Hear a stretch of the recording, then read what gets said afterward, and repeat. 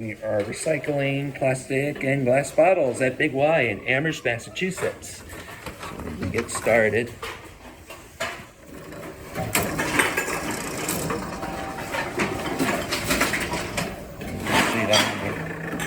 that one's not acceptable here.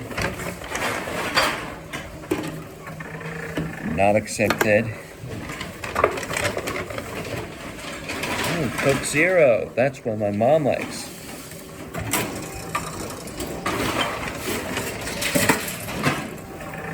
And this one's not acceptable.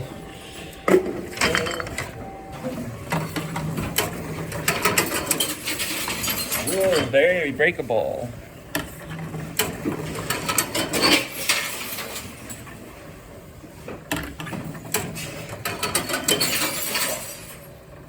Alright, we have the payout.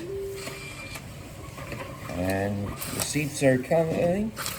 And we got 5 bottles we found today. So that'll be all.